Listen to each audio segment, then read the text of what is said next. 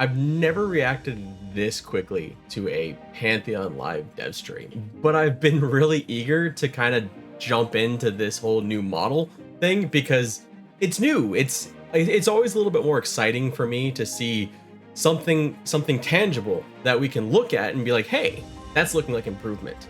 And I think that's what we've got today with the new player models for the human. Now this is going to be a short update. It's not going to be like the normal longer videos we have because there's not a ton to cover. I want to give a quick shout out to our members who help support this channel. Thank you so much, Jim McKinsey, Dupre, and Galerain. So the question is, why remodel and why re-rig? Well, optimization of the models as well as aesthetics is really the reason.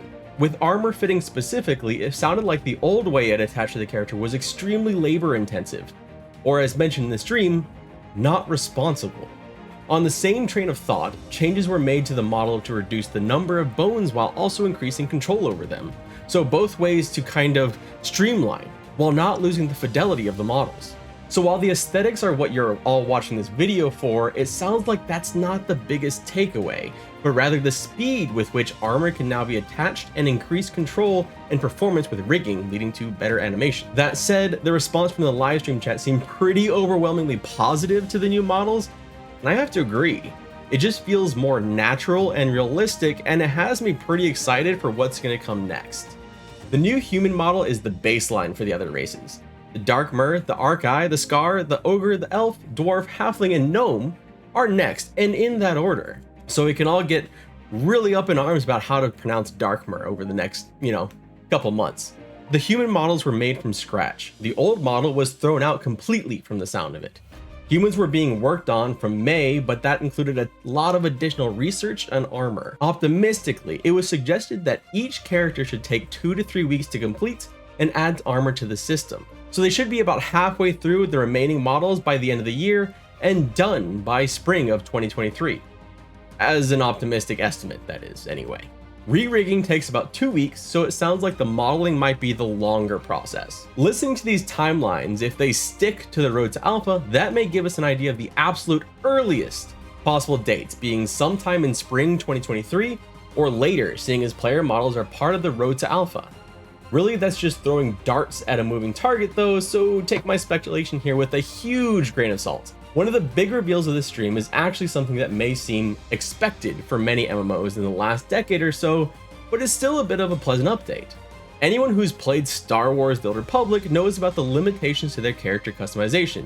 Go back further to a game like EverQuest and World of Warcraft and there wasn't body modification to speak of. In these games, it didn't matter as much for various reasons, but once we started getting proper body customization and face customization in MMOs, it's almost become expected.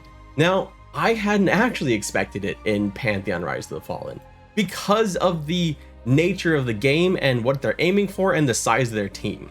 So it was a little bit exciting to see this. I never expected to see the type of customization we're going to get in Ashes of Creation, for example, in Pantheon. But it really doesn't have to, in my opinion, because they're appealing to different crowds. We may not be able to recreate Asmongold in Pantheon, or make Basgrim, for example. But from the video, the customization looks much more than I expected. We'll have to wait to see exactly how much of that tuning and twisting will be available to us once it's live, but it's still pretty exciting to see. From these models, they jumped into armor, explaining again how they'd found a way to speed up the process.